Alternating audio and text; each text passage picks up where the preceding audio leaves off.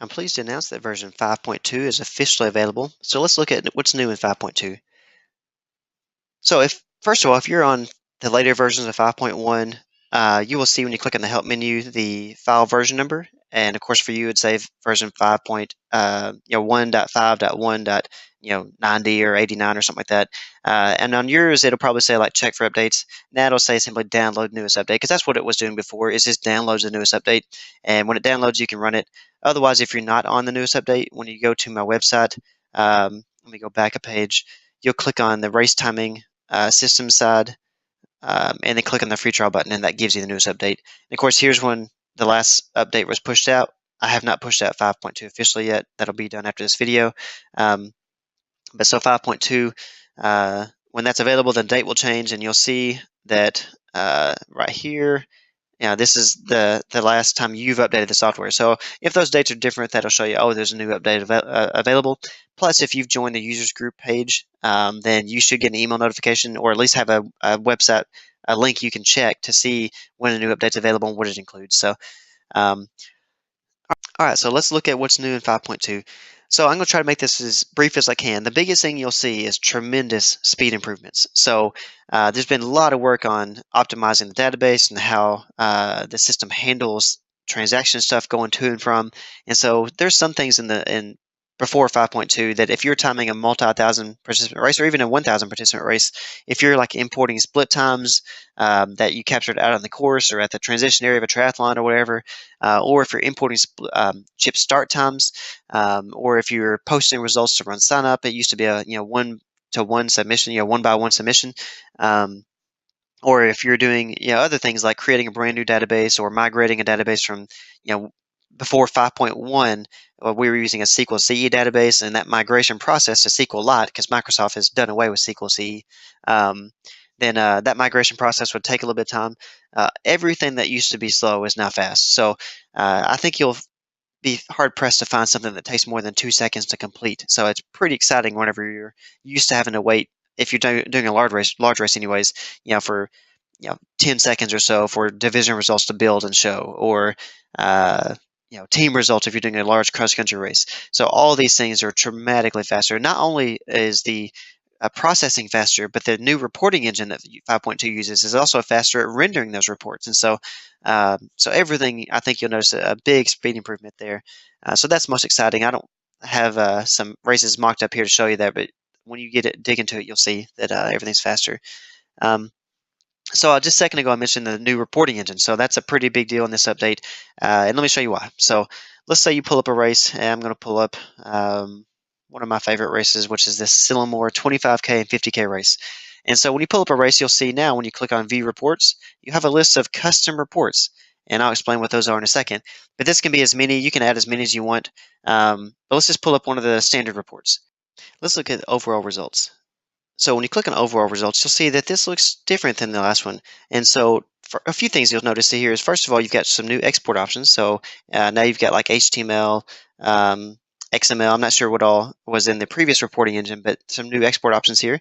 You'll see a new design button. So you'll see, wait a minute, there's a logo here, but let's say, and this is just something I threw on a second ago, and I've got a video on how to do all the report designing if you click on the design button. And so let's go ahead and click on that now. And you'll see this video demo link right here. If I click on that, that pulls up my YouTube video that shows you in greater detail than I'm going to show you here. But here I can throw on, you can throw on your company logo, and I just kind of threw it off to the side here, but you can make these reports look any way you want. And I've tried to give you access to every field you might possibly need. So in the previous reports, now the default report when you install the software is that this will have like athlete number or something like that. So if you're timing like a USATF meet or race, or a cycling race where they've got like cycling numbers or whatever that are, I guess there's a cycling association ID number. I don't remember. So I added that ID number in for a handful of different races that needed a specific ID number for the athlete instead of just the bib number. And so let's say that you're timing races where that column is kind of useless for you. So here I'll just change this to chip time, and you can add these columns, remove them. You can do anything you want. This is a full end user report designer. And so if you're a software developer, you're really going to have a lot of fun with these, because you can do anything you want. But I've got a video that covers how to do all the basics if you're not a software developer. But I've tried to give you access to every field I can think of that you might want, and all these fields are formatted in a way to where you just simply drop them on there. And so this is pretty cool because, like I said, you can change and do anything you want here.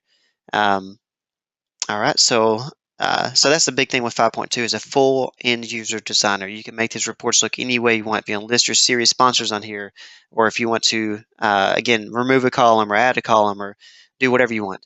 Another thing is if you put in your email credentials, username, and password in the settings screen, then you'll see this email to race director button. And so this is handy, of course, when you're finished timing a race. Maybe you want to open up the results and say email to race director. Maybe you're also timing a race and you got that newspaper person who shows up, takes a couple photos, and then they want to leave, but they're demanding that you send them results. And I say that because unfortunately, it seems like that's happened more cases than not for me, is that they act like they're the most important person there, and they will say, hey, can you send me those results? And so, I can simply pull this up, do email to race director, put in their email address, hit OK, and it sends them the results. But the more likely scenarios, you'll use that to email the race director the results. And this new reporting engine gives me more options where I can say, well, I'm going to do an invoice. And so here you can say, well, I'm not going to, I'm not going to include like the fun run, or if this is like a kid's fun run, maybe you timed it, but you don't want to charge for it. In this case, I'm going to pull in all the races I'm going to bill for, and so now there's a new invoice report, and maybe you want to email that to the race director. So you click on that, put in the race director's email address, and if I had it looks like the 50K or whatever race I selected didn't have the email on there, but it would pull in the race director's email address by default. But here I've got a video that covers, in fact, it's down here. If you click on that, it shows you how to change it to where it's, you put your logo on, your name. I gave you my invoice as an example because it's, that's a good template for you to be able to modify and get what you want out. But you'll be able to change all these default values. This is what I charge for timing, $450 up to 225 participants. Anything over 225, we charge $2 per registered participant. And then we charge 75 cents a mile one way. So if it's 100 miles to your race, then it's $75. And then we have this kind of this catch-all non-traditional fees that we can charge, 1, 2, 3 of those. We obviously only throw them in when it's very reasonable. So like a 50K, we're going to be there all day. And in fact, they require that we're there for registration the night before to help them with all that stuff. So and then they do also do a chip start and everything else. So we may do, hey, how about 2 non-traditionals? And then we may say, um, yeah, we may not have to charge this, by the way. I'm just throwing an example, say chip start and duration of event. And then let's say that now I know they have custom bibs. Let's say I'm going to charge $12.50 for, maybe that was the shipping cost. Do bibs shipping. Let's say it was 80 miles for the race. So you put all your stuff in, calculate, do refresh report, and now there's your invoice. And so all kinds of really cool things in 5.2 and what all you can do. And again, come in here, do design, change all your values to be whatever you want, and then now you've got an invoice you can print. So that's new in 5.2. So what's exciting about this report designer again is that I'm hoping that a lot of people will come up with their own stuff and share it with other users, or if you post on the forum and someone, you say, hey, can someone help me do this or that? And of course, I'm here to help you design reports. But if you wanted to post something out there, or if you made something great and you want to share it with other users, either email it to them or simply post it on my users forum, then other users can download it and then just click on import report and they pull it in. And so I've got a video here that covers all the things you can do on this screen and what this is for exactly. For example, this tells me that the software is using the default reports for all these except for this one. So I've got one custom report that I'm saying, hey, software, use this as your default. And so, maybe I go from one, maybe I've got a overall results report that's specifically built for triathlon. So I can have overall results underscore triathlon, and maybe this weekend coming up, this is what I use, and the next weekend I switch it to something else. So pretty flexible, really cool what I can do here. So this 5.2 update, as all of y'all know, with this software, you've got complete flexibility on what readers and antennas and tags and everything else you use. And so it's incredibly flexible on the hardware. And now with this new reporting engine, it's completely flexible on the reports you get out too. So how they look and what they produce and everything else. So I'm hoping this is the easiest and most flexible system to use, and of course the most reliable to use. And so it's pretty neat what this 5.2 update will allow you to do. One of the things that I did with it is, besides the new invoice report, is also decided, you know what, this new reporting engine allows me to uh, create a calendar. So, here, this is all of, when you get this update, this will list all of the races in the database on a calendar view. So if you're sitting down with a race director and they want to know what weekends you're free or what days you're free, um, this will show you uh, what your weekends look like. So, kind of a neat feature there. Now, if for some reason you decide that you want to use the previous reporting engine, I can't imagine why really, but if you did decide that, now I will say that the the race statistics report. So I do police software from a full-time job. So if I say inmates, just ignore that. But so if you want to view the race statistics report, I will say that that's the one report that still looks better with the old report engine. And so to me, it's not worth switching just for that one report. But and I will work on improving that with the new reporting engine. But besides that, active reports should be better in every way. It generates faster. You got more options. It's just better all the way around. One of the other improvements with 5.2 is that whenever you are posting results to run sign up, with Race Roster, I've got it to where it's a bulk submission, super fast, like it's just fast. And so I've changed it to where with run sign up, instead of being a one by one submission, it's also a bulk submission. And so you'll notice tremendous speed improvements there. There have also been some improvements with later versions of 5.1 on how it pulls down team information. So that's been improved. And also, if you're using run sign up for your races, then you'll have to upgrade to 5.2 in order, or a later version of 5.1 in order to be compliant with the new security stuff they've done on their end. And so this software will now work with all that stuff, no problem. All right, so let's look at some other changes to 5.2. So if I were to pull up any random race, let's just pull up this one here. And I can't think of one off the top of my head that I've got that's got Masters divisions and stuff. But so here, this screen is kind of small for this list. And so if you're trying to see, well, what all exclusions are there, you kind of have to do something like this. Let me actually do this and then do that. And then you kind of have to scroll around. It's not the easiest thing to see. So I've made it to where this screen can be maximized. And that way you can scroll this all the way, however far you want. And that way you can easily skim over and see, okay, yeah, are all my divisions set up correctly? Okay, yeah, all the exclusions. Now, of course, if this one had Masters divisions, you would see that 40 to 44 would exclude the overall winner plus Masters winner, if that's how you set it up, anyways.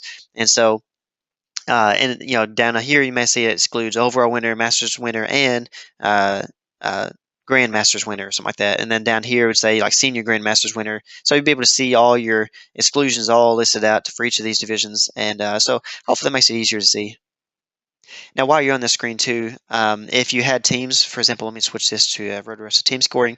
And so if you were to import a file where the team names, or maybe they were manually typed in or something kind of dirty, where you may have 2 or 3 teams that are really the same team, but because of how they were imported in or pulled down from the online registration platform or whatever, you may have to like clean that up. The problem is if you were to delete a team in previous versions, the software would simply let you delete the team, and it would just disassociate any athletes for that team. Now they're not associated with any team, and so now you have to go back and reassign them to the next team if they, truly belong to another team there, with the proper spelling or whatever. So now when you hit delete, the software, let me hit delete to all the, find someone. Okay, yeah, so here it found. Now it looks like that last one just deleted, didn't have any athletes associated with it. But if I delete one that's got athletes associated with it, then the software will say, hey, this team has, in this case, 2 athletes assigned to it. Would you like to move those 2 athletes to another team? So if I hit yes, it'll ask you to select which team you're going to push them to. So this will make it easier if you're doing like a cross country race and you need to move all the athletes from one team to another. So if I hit OK, then it simply moves all those athletes to the other team, the one I just selected, and then it deletes the previous team there. So that's new with 5.2. Should save quite a bit of time. Another new thing with 5.2 is, let me go ahead and cancel this.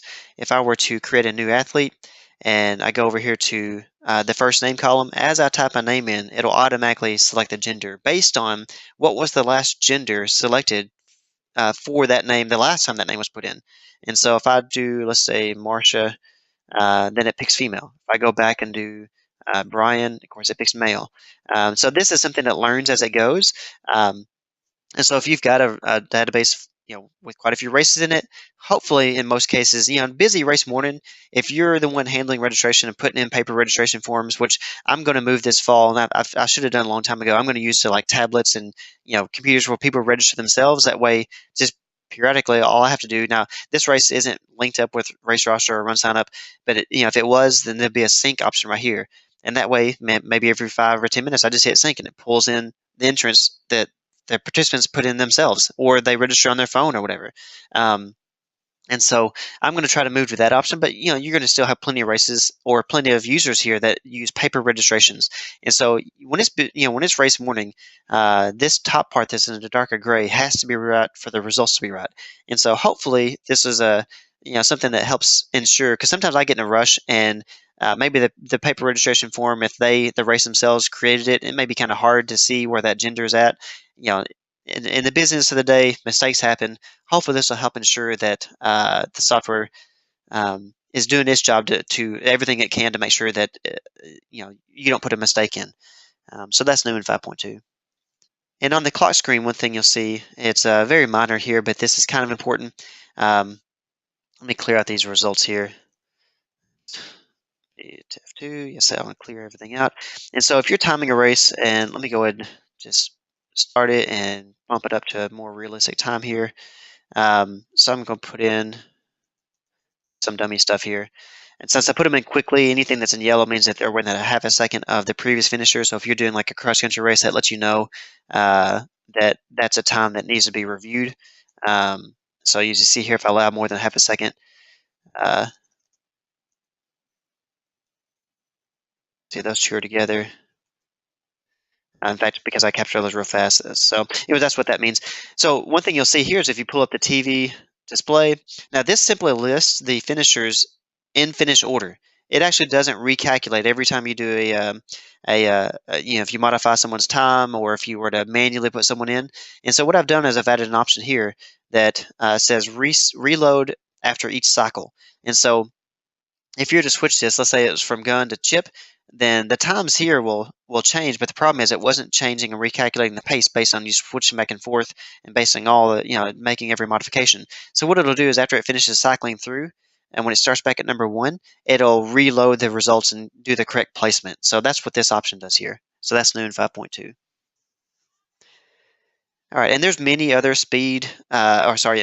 cosmetic changes. A lot of new things you'll see in the reports, and new things just throughout this. Small changes to the program to just make it even more user friendly and more just error proof. And so you'll find a lot of nice additions there, but I'm not going to cover those in this video. Um, the one thing I'll say is that, well, for example, a couple of very small things I will cover. Like if you pull up the packet label reports, you'll now have the option to tell it which exact label to start at, whereas in the past it would always start at label 1. And then when you pull up a team results report, sometimes I time races where they want to give an award for the largest team. Well, now the team results. Team roster report will list the number of team members for each team. So again, minor changes that will hopefully make a big difference if you need that feature. And so the final thing I'll say is that there is a new endurance program that I'm announcing, and this is starting with version 5.2. And the purpose of this, really, I want to make sure I make it clear the intention of this. The business is just doing amazing. It's just growing like crazy, and the number of new users has grown every year. And so it has not slowed down at all.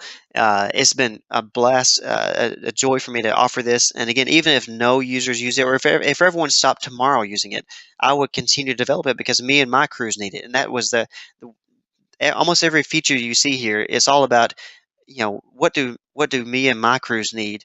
And when I'm developing this, I'm keeping it because some of my crew members are they're not computer programmers, or they're not computer specialists or whatever. And so I'm always trying to find a way, how can I add stuff in to where it's as easy as possible for them to get it, and not just for them, of course, but for my users, because I want this to be something that is as low tech support as possible. And so the popularity of this system has been amazing. I'm going to continue to offer it. There's never going to be a lack of motivation there because this is my baby. I've poured my heart into it. Um, but as the number of users grow and as it makes more of an impact on the timing industry, which is a very competitive industry, there's definitely some companies that would love to see this go off the market. Because again, I've had a company. They were very friendly to me, but they told me multiple times it's not fair what you're doing, and you're basically giving everything away. And what I tell them is like, I didn't make this to make money. I made this to solve a problem. And the problem for me was that the vast majority of all races out there are small to medium sized races, and they just want affordable chip timing. And so, um, I'm never going to go back on the yearly fee thing, but as the number of users that depend on the system grow, it becomes more apparent that I better do a better job of protecting this software to make sure it's available for many years to come. So I don't want some like because unfortunately that's what happens in the United States is that some company will just throw out some ridiculous frivolous lawsuit that they really have no intention of winning. They just want to drag it out to where they bankrupt you. And so I want the to do a better job of protecting my users to make sure this system stays around for a long time. So this endurance program is all about building, and I hate to call this because there's no active lawsuits right now, but there's been enough going on over the last year or so that it has me a little worried.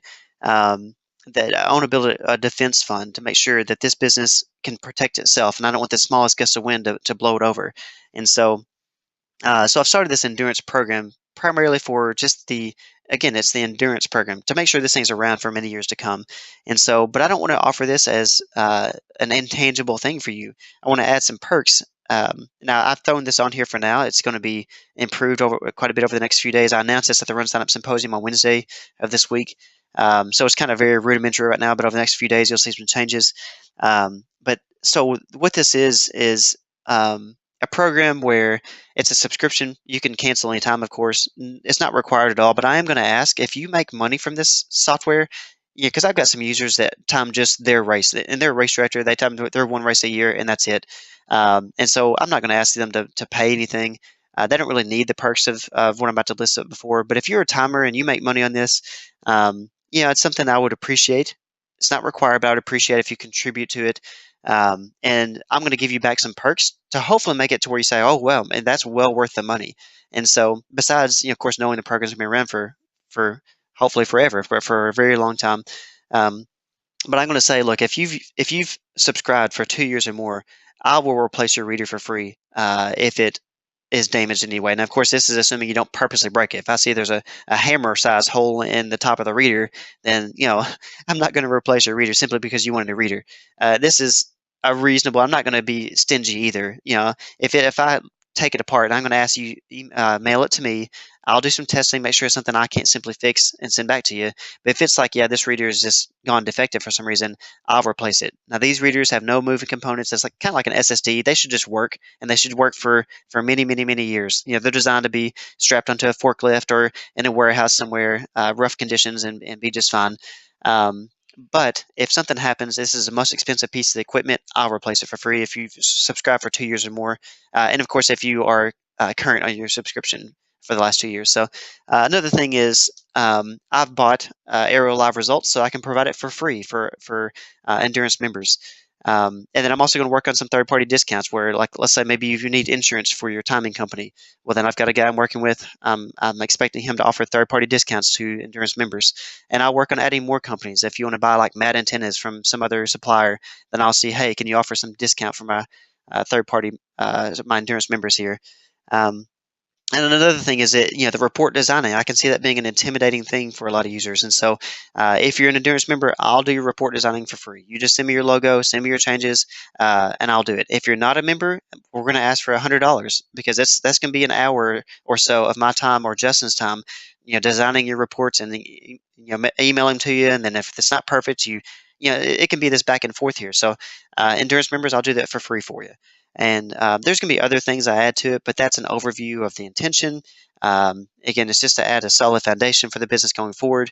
The number of users continue to grow, but if that starts to taper or fall off, it'd be nice to know that this system is still going to be around for many, many years to come. But yeah, I appreciate you guys watching this video. I really hope you like what's coming in 5.2. Look forward to your feedback. And I think this definitely expands the reach on how big of a race the system can handle.